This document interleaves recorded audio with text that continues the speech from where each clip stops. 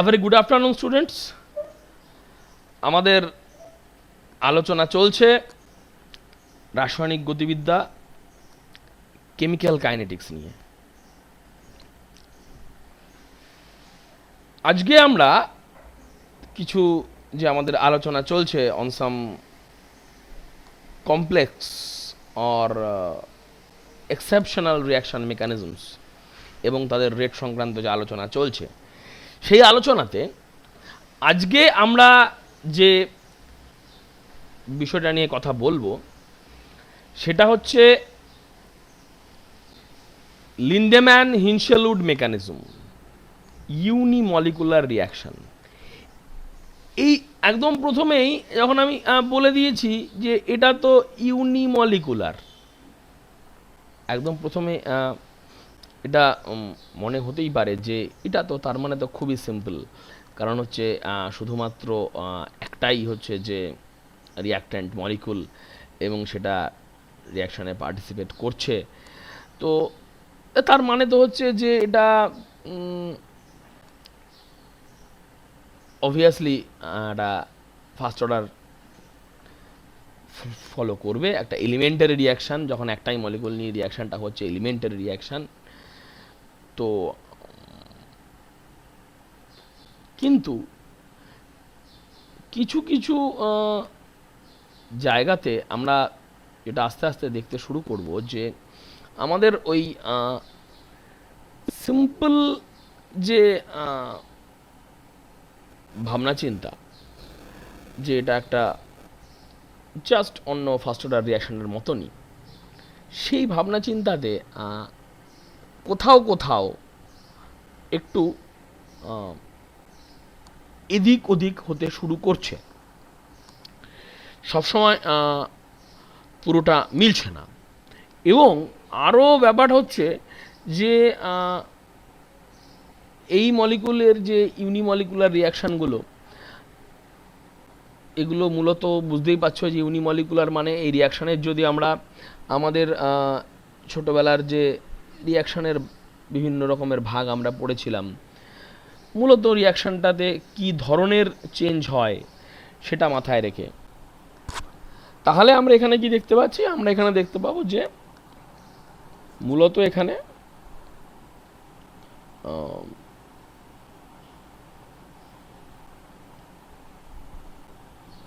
Dissociation বা decomposition বা আইসোমারাইজেশন, এই টাইপের রিয়াকশানগুলো জেনারেলি এখানে হতে থাকবে, বা ডিসপ্রপোর্শনেশন, এই টাইপের জিনিসগুলো এখানে হতে পারে।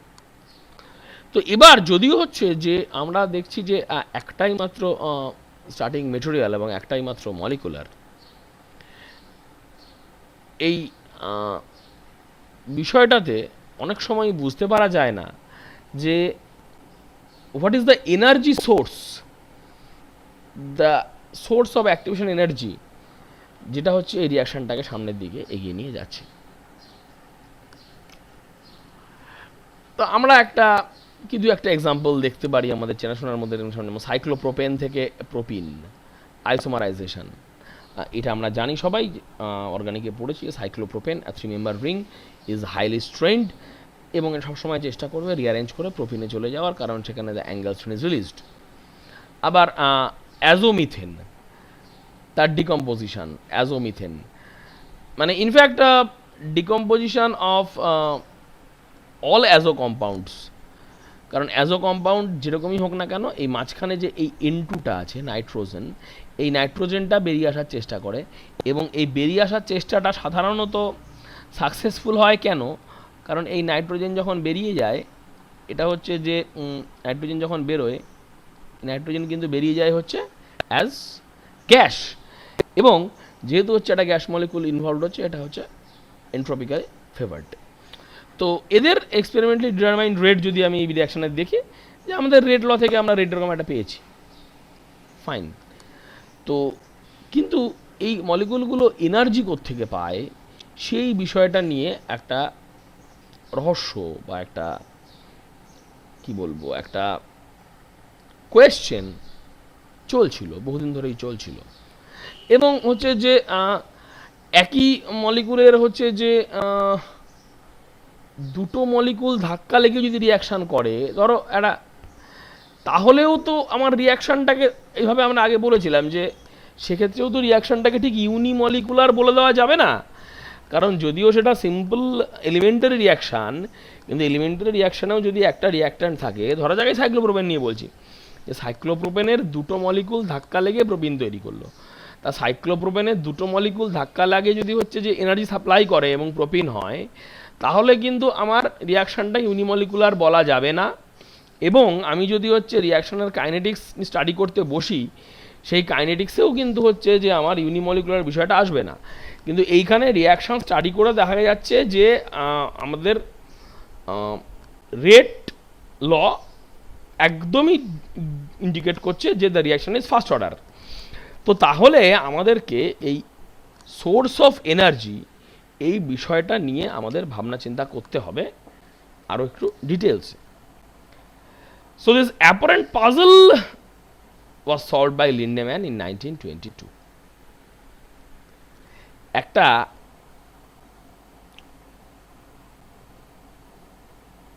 থার্মাল ইউনিমলিকুলার রিয়াকশনের জন্য উনি একটা মেকানিজম প্রপোজ করলেন। থার্মাল ইউনিমলিকুলার রিয়াকশন, এইখানে আবার একটা কথা বলার আছে, এখানে আবার একটা কথা বলার, এই যে টার্মটা, দিস টার্ম থার্মাল, এবং আরও ভালো করে লক্ষ্য করো যে যেটা আরও বেশি করে কেন বলছি, বারবার পড়তে হবে, জানতে হবে যে এই কথাটা আবার উইদিন কোটস থার্মাল। এবং যদি আমাদেরকে ভাবতে বলা হয় যে এই যে আমরা যেটাকে হচ্ছে যে থার্মাল বলে চালাচ্ছি, থার্মালের অন্য রকমটা কি হতে পারত? থার্মাল ছাড়া যদি অন্য রকম কিছু বলতাম, সেটা কি হতে পারত, যেটা কিনা থার্মাল নয়? থার্মাল ছাড়া যেটা অন্য রকম হতে পারত, সেটা হচ্ছে ফটোকেমিক্যাল।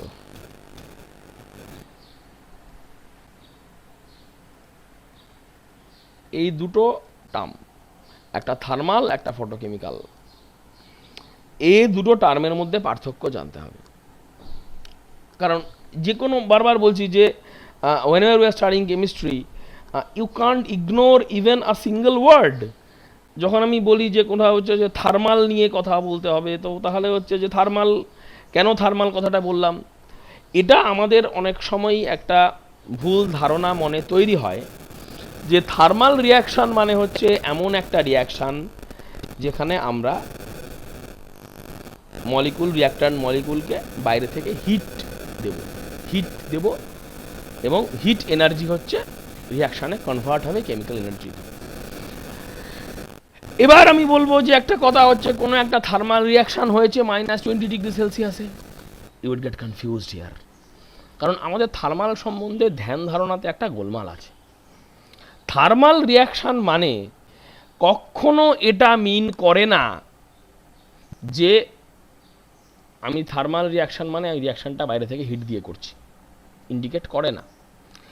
ইন্ডিকেট করে না বলেই থার্মাল রিয়াকশানের যদি আমি অপোজিট সেন্স খুঁজতে যাই, সেটা কিন্তু কোল্ড রিয়াকশান নয়, সেটা ফটোকেমিক্যাল রিয়াকশান। এই অনেক সময় কি হয়, কোনো একটা জিনিসের অপোজিট বা অ্যান্টোনিম আমাকে সাহায্য করে জিনিসটাকে বুঝতে। আমি যেই বললাম যে থার্মালের অপোজিটটা হচ্ছে ফটোকেমিক্যাল, তখন আমার মাথায় আসবে যে আচ্ছা, তাহলে থার্মালে কি জিনিসটা ঘটে যেটা ফটোকেমিক্যালে আলাদা। এইখানে দাঁড়িয়ে আমরা বুঝতে পারবো প্রথম যে ফটোকেমিক্যাল বা লাইট ইনডিউসড রিয়াকশানে প্রধান কথাটা কি। ফটোকেমিস্ট্রিতে রিয়াকশানে ফোটনের ভূমিকাটা কি।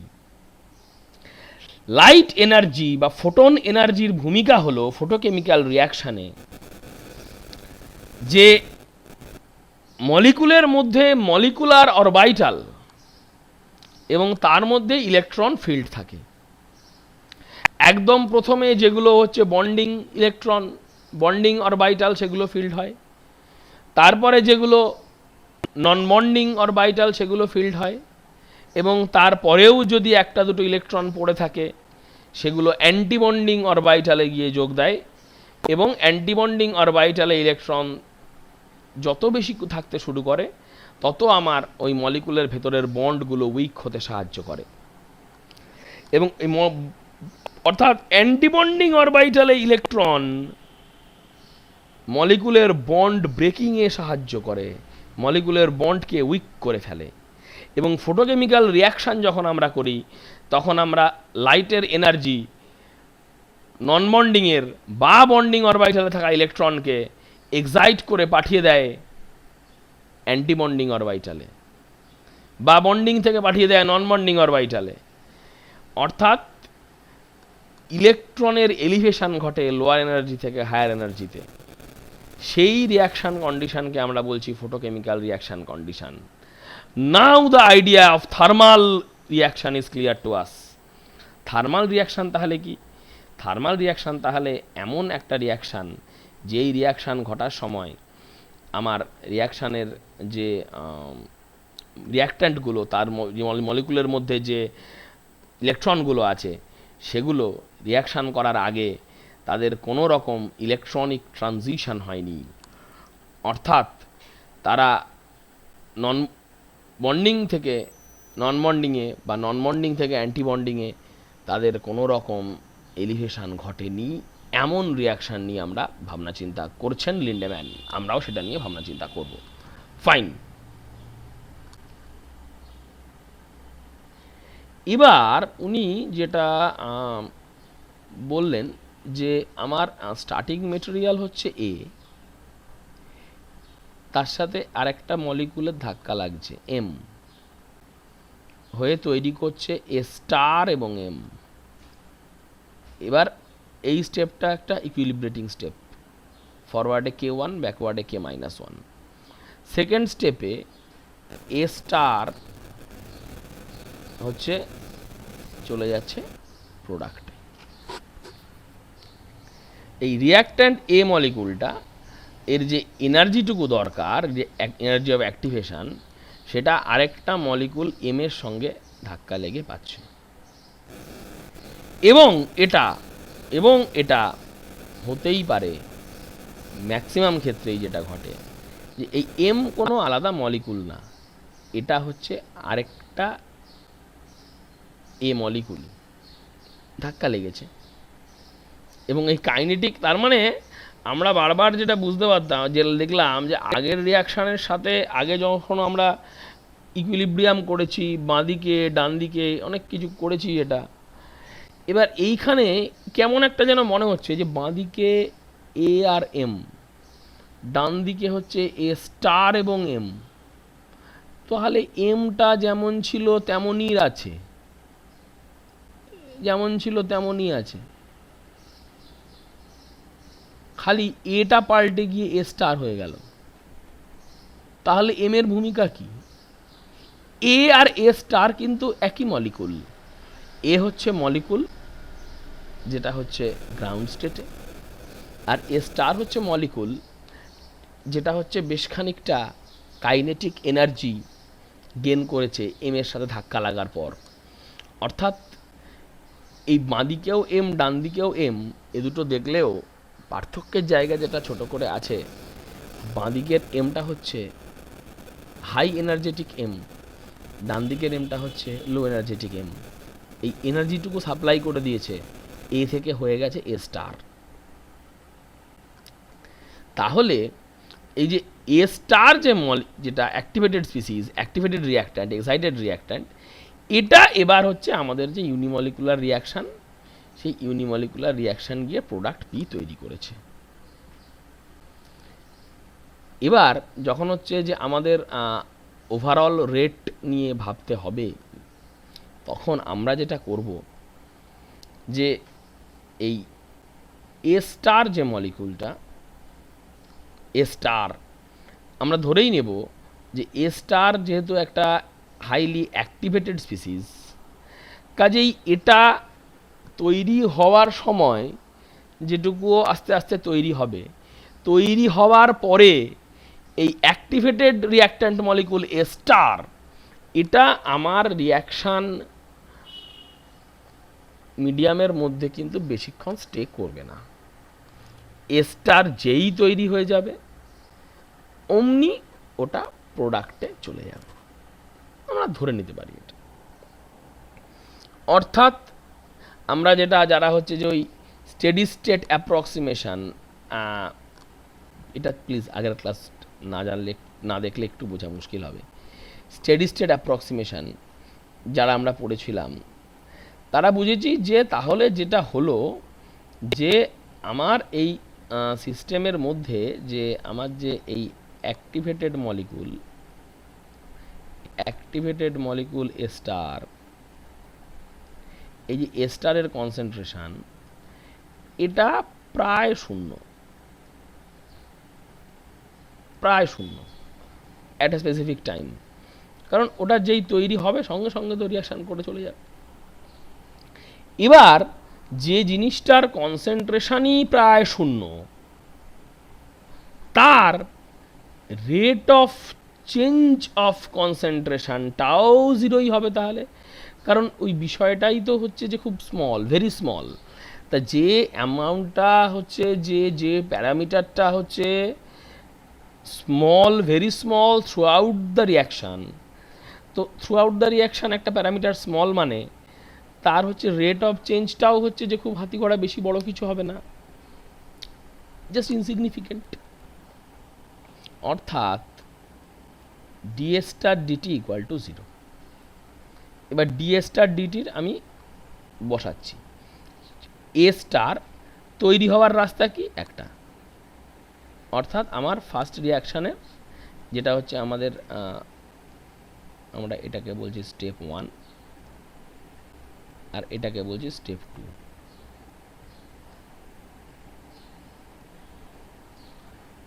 এবং আমরা মোটামুটি যেটা ধরে নিতে পারি যে আমাদের যে এইখানে এই রিয়াকশানের যে গল্পটা, তাতে রেট 1-এর আরডিএস হওয়ার চান্স ম্যাক্সিমাম, কারণ হচ্ছে যে ওই একটা অ্যাক্টিভেটেড স্পিসিস থেকে একটা প্রোডাক্ট তৈরি হচ্ছে, এই প্রসেসটা জেনারেলি খুব একটা স্লো হওয়ার কথা নয়। So the second step is usually fast and the first step is the rate determining step. এবারে যদি আমরা এই ইকুয়েশনটা যেটা পেলাম, এগুলো হচ্ছে যে এ স্টার কীভাবে কনজিউম হচ্ছে, একটা হচ্ছে ফার্স্ট রিয়াকশনের ব্যাকওয়ার্ডে গিয়ে কনজিউম হতে পারে, অথবা সেকেন্ড স্টেপে প্রোডাক্ট তৈরির জন্য কনজিউম হতে পারে। তো আমরা এইটা থেকে যেটা হচ্ছে যে equal to 0 equation number 1, equation number 1কে আমরা সলভ করে এ স্টারের একটা এক্সপ্রেশন বার করেছি, জাস্ট সিম্পল অ্যালজেব্রা, কঠিন কিচ্ছু না, একটা এক্সপ্রেশন আমরা বার করেছি। এবার যখন হচ্ছে যে overall rate of the reaction আমাকে বলতে বলা হয়েছে, রেট অফ দ্য রিয়াকশান যখন আমাকে বলতে বলা হয়েছে, তখন রেট অফ দ্য রিয়াকশান কি, rate of formation of the final product DPDT মানে কী তৈরি হয় কীভাবে, K2 স্টার, এইটা হলো। এবার আমরা এই এ স্টারের যে ভ্যালুটা বার করেছিলাম এই ভ্যালুটা এখানে বসিয়ে দিয়েছি, এইটা হচ্ছে আমার রেটের অ্যাকচুয়াল এক্সপ্রেশন হচ্ছে এইটা। সো তো এটা তো আমরা কনফিউজড, কারণ এইটা তো একটা ঠিক ফার্স্ট অর্ডার রেট ল তো খুব সহজ একটা সিম্পল জিনিস হবে, এইরকমই তো ভাবনা চিন্তা ছিল আমাদের, কিন্তু এইটা তো মোটেই একটা সহজ সাধারণ আমরা যেরকম দেখে এসছি সেরকম খুব একটা তো লাগছে না দেখতে ফার্স্ট অর্ডার রেট লর মতো। একটু এগিয়ে ভাবি, তলিয়ে ভাবি, যেটা হচ্ছে যে যখন আমরা হাই প্রেশারে ভাবছি, দুরকম ভাবনা চিন্তা হচ্ছে। একদম ফার্স্টে আমরা ভাবছি হচ্ছে হাই প্রেশারে, হাই প্রেশারে কি হয়, হাই প্রেশারে যেটা হচ্ছে যে অনেক বেশি বেশি কলিশন হয়, অনেক বেশি বেশি কলিশন হয়। এটা গুরুত্বপূর্ণ ব্যাপার আছে, অনেক বেশি কলিশন হয়। এবার অনেক বেশি কলিশন হয় মানে আমরা একটু আমাদের রিয়াকশানগুলোতে ফিরে আসি, যে এই প্রথম স্টেপটা, এই প্রথম স্টেপটাতে যেটা ঘটছে যে একটা মলিকুল, রিয়াক্ট্যান্ট মলিকুল এ, আর একটা মলিকুল এম, এমটা হতেই পারে আরেকটা রিয়াক্ট্যান্ট মলিকুল, অথবা হতে পারে হচ্ছে যে আমাদের কন্টেনারের ওয়ালের কোনো একটা মেটেরিয়াল তার মলিকুল, বা কোনো সলিড সাপোর্টের মলিকুল। আমরা সেই ক্যাটালিটিক প্রপার্টি নিয়ে খুব বেশি ঘাঁটছি না, কিন্তু এটা কোনো একটা মলিকুল, এবং সেটা হচ্ছে যে আমাদের রিয়াক্ট্যান্ট মলিকুলও হলেই হতে পারে। ধাক্কা লাগে, ধাক্কা লেগে স্টার তৈরি হয়, লো এনার্জি এম তৈরি হয়। এর ব্যাকওয়ার্ডটা কি, এর ব্যাকওয়ার্ডটা হচ্ছে আবার স্টারের সঙ্গে এম মলিকুলের ধাক্কা লাগে, ধাক্কা লেগে সেটা হচ্ছে তার যে এক্সাইটেশনের পর যে এনার্জিটা পেয়েছিল, সেই এনার্জিটা হচ্ছে যে লস করে, লস করে আবার হচ্ছে যেমন গ্রাউন্ড স্টেট এ মলিকুল, এই এ মলিকুলে ফিরে যায়। এবারে যখনই হাই প্রেশার, তখন অনেক বেশি নাম্বার অফ কলিশন। তাহলে স্টার মলিকুলের দুটো ভাগ্য হতে পারে, একটা হতে পারে যে ও এম মলিকুলের সঙ্গে ধাক্কা লেগে ব্যাক করলো, অথবা হতে পারে যে ও প্রোডাক্ট তৈরি করলো। এই যে প্রোডাক্ট তৈরি করার গল্পটা, এখানে কিন্তু কোনো ধাক্কা লাগার প্রয়োজনীয়তা নেই, ঠিক আছে। কলিশন কিন্তু আমার দরকার ফার্স্ট স্টেপের জন্য, ফরওয়ার্ডের জন্য, অ্যাজ ওয়েল অ্যাজ ব্যাকওয়ার্ডের জন্য, কিন্তু সেকেন্ড স্টেপ যেটা, সেটার জন্য কিন্তু আমার কোনো কলিশনের দরকার নেই। Excited reactant molecule will give you the product. এই হচ্ছে আমাদের ভাবনা চিন্তা ছিল। এবারে যখনই হাই প্রেশারে অনেক বেশি কলিশন হয়ে যাচ্ছে, তখনই ওই স্টার মলিকুল যে ধাক্কা খেয়ে তার এক্সাইটেশন হারিয়ে ফেলবে, এনার্জি লস করবে, এর প্রবণতা বেশি, rather than a star to form products.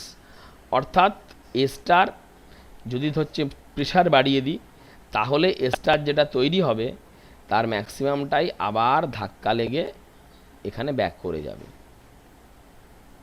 প্রোডাক্টে যাওয়ার চাইতে তখন ধাক্কা খেয়ে ব্যাক করার প্রবণতা বেড়ে যাবে, কারণ নাম্বার অফ কলিশনটা অনেক বেড়ে গেছে। এবারে এই নাম্বার অফ কলিশন বেড়ে যাওয়াতে আমি এই ইকুয়েশনের এইটুকু নিয়ে ভাবি,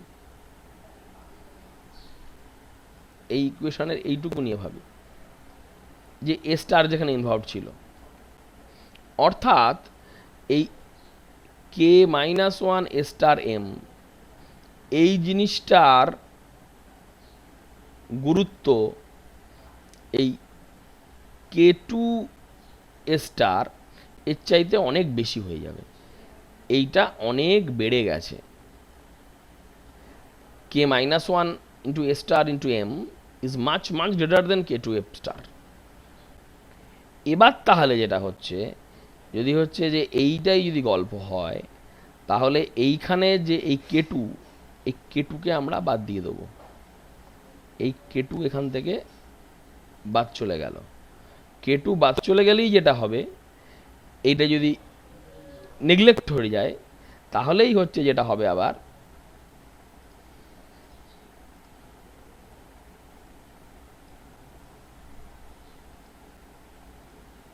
এই এমটাও সঙ্গে সঙ্গে কেটে যাবে। বোঝার চেষ্টা করো, এখানে যখন প্লাস কে টু ছিল তখন তো আর কাটতে পারছিল না, কিন্তু প্লাস কে টুটা যখনই এটা হয়ে যাবে নেগলিজিবলি স্মল, তখনই কিন্তু এই কে টুটা বাদ চলে গেল, এবং বাদ চলে যাওয়ার সঙ্গে সঙ্গেই কিন্তু কেটে গেল। কেটে গিয়ে আমি রেটের এক্সপ্রেশনটা এসে পৌঁছে গেলাম এইখানে। এক্স্যাক্টলি এটাই তো বোধহয় আমি খুঁজছিলাম এতক্ষণ ধরে, যে ফার্স্ট অর্ডারের মতো হচ্ছে না বলছিলাম। এবার আমরা এখানে এটা হচ্ছে যে আমরা এই একটা নতুন ইকুয়েশন পেলাম, এই k1 k2 বাই k-1, এটার আমরা নাম দিয়েছি হচ্ছে কে ইউনি ফর ইউনিমলিকুলার। আমরা কে ইউনিমলিকুলার হচ্ছে এটার হচ্ছে যে আমরা নাম দিয়েছি।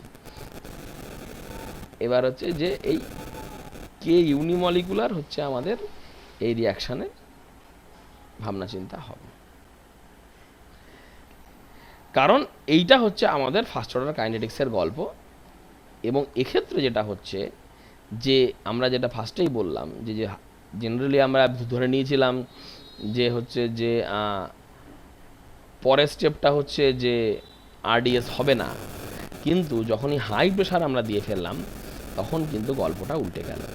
কারণ হাই প্রেশারে হচ্ছে ওই ধাক্কা খেয়ে ফিরে যাওয়ার গল্পটা বেশি করে হতে শুরু করলো, এবং এই স্টেপটা তখন স্লো হয়ে গেল, প্রোডাক্ট তৈরি হওয়ার পার্সেন্টেজ কমে গেল আস্তে আস্তে। এবং কমে গেল বলেই হচ্ছে যে সেকেন্ড স্টেপ যেটা কিনা ইউনিমলিকুলার, সেটা হয়ে গেল আমার রেট ডিটারমিনিং স্টেপ, আমরা এইখানে বার করতে পারলাম। এবার আমরা যখনই হচ্ছে যে লো প্রেশারে ভাবতে শুরু করেছি, লো প্রেশারে হচ্ছে আমরা বুঝতেই পারছি যে লো প্রেশারে কি হবে। লো প্রেশারে হচ্ছে যে ধাক্কা কম লাগে, যে পরিমাণ ধাক্কা লাগতো হাই প্রেশারে যে পরিমাণ কলিশন হতো, সেই পরিমাণ কলিশন তো হচ্ছে লো প্রেশারে হচ্ছে না, অল্প কলিশন হচ্ছে।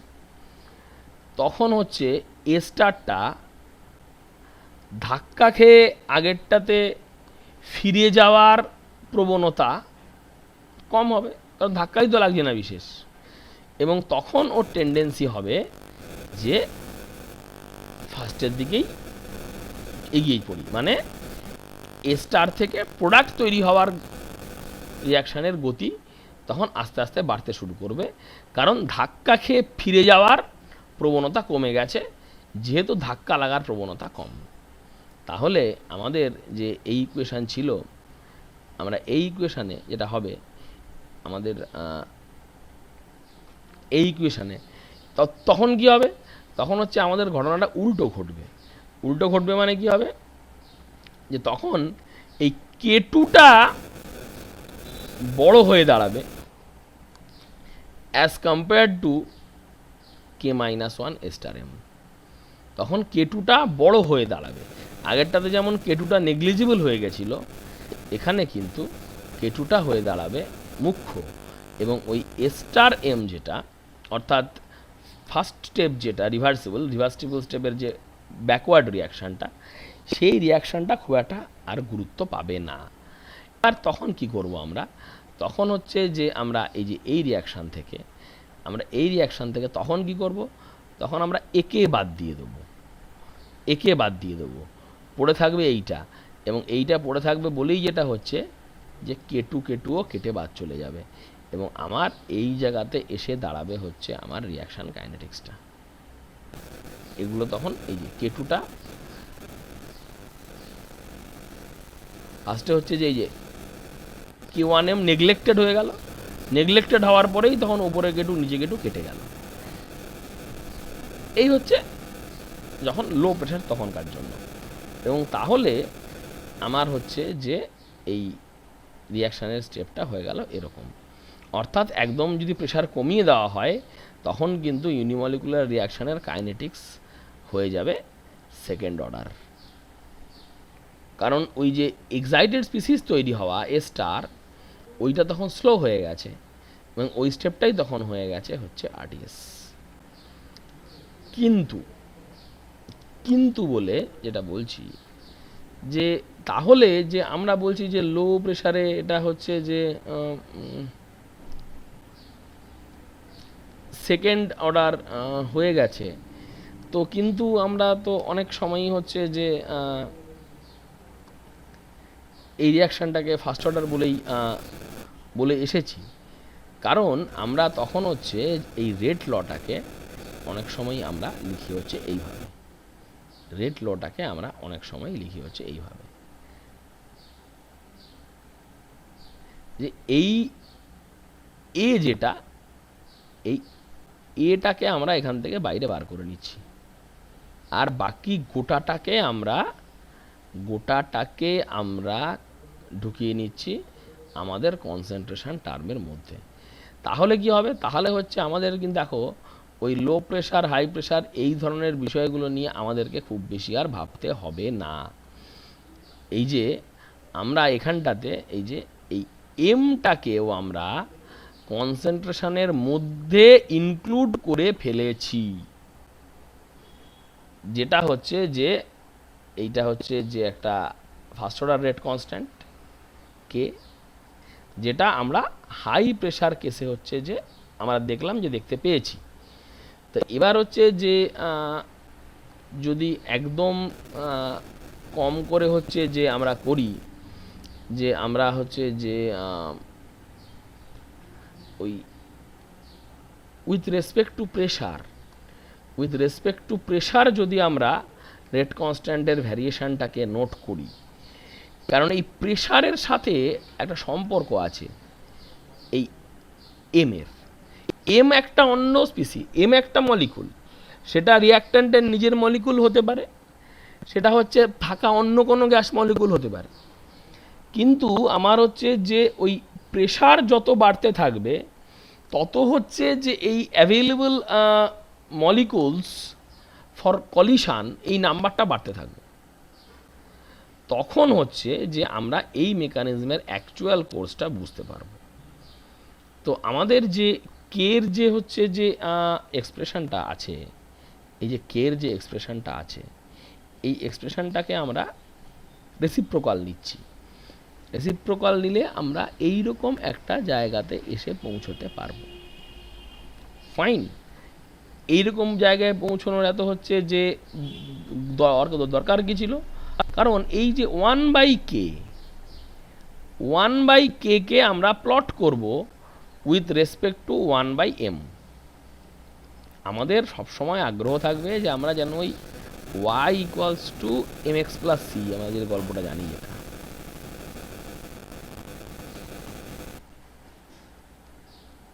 y equals to mx plus c, এটা হচ্ছে আমাদের পছন্দের ইকুয়েশান, এটা করতে হবে, এই টার্গেট নিয়ে আমরা এগোচ্ছি। তাহলে 1/k টা হচ্ছে আমাদের y, আর 1/mটা হচ্ছে আমাদের x, তাহলে 1/k1টা হচ্ছে আমাদের m, আর এইটা হচ্ছে, তো বুঝতেই পারছি যে ইস ইজ আ কনস্ট্যান্ট। তাহলে এই ইন্টারসেপ্ট হবে এইটা k-1/k1 k2, আর স্লোপটা হবে 1/k1। এবার হচ্ছে যে আমরা জেনারেলি দেখতে পাবো যে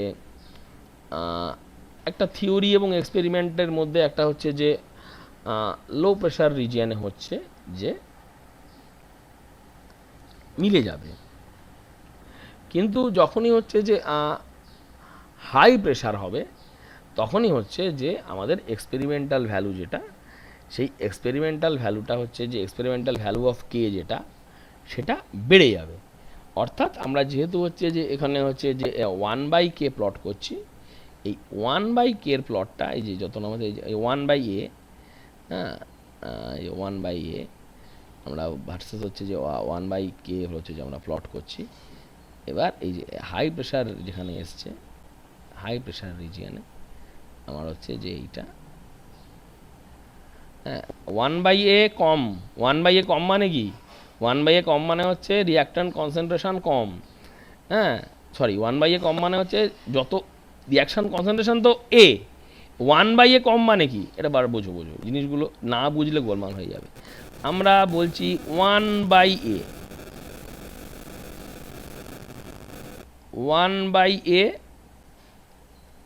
1/a কি হয়েছে,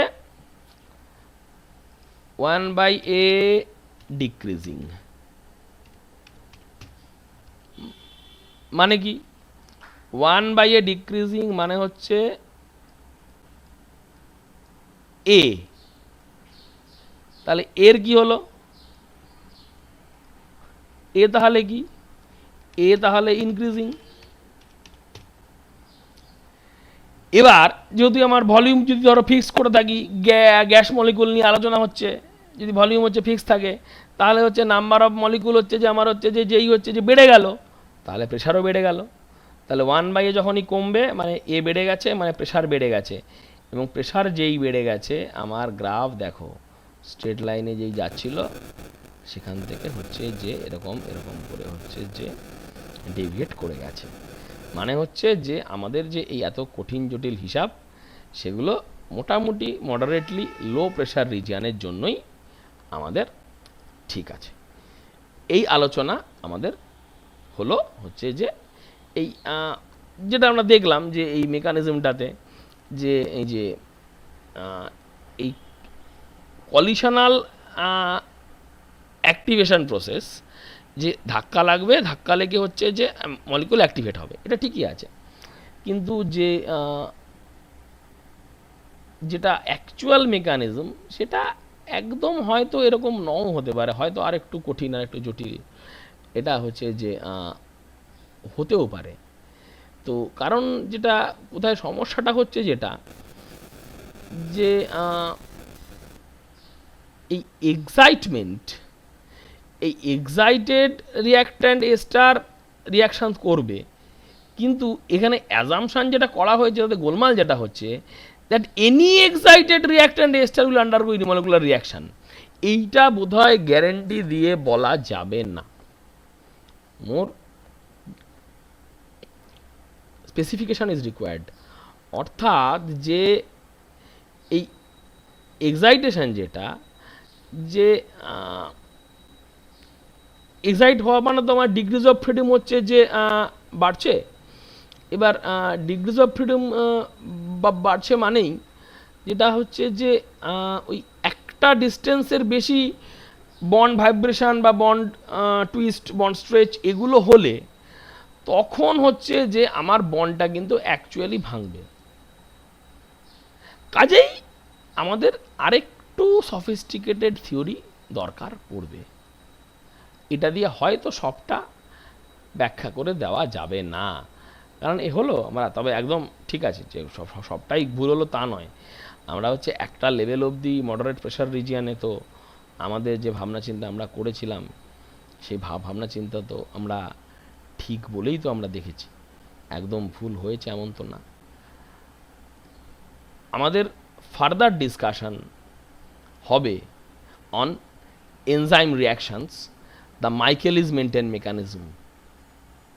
আমরা এনজাইমের বিস্তারিত আলোচনা এখানে করছি না, কারণ সেটা বায়োকেমিস্ট্রির আলোচনার বিষয়।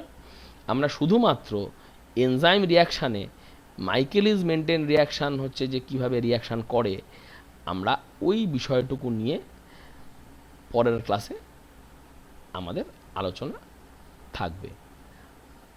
আমাদের আজকের আলোচনা এতদূর পর্যন্তই।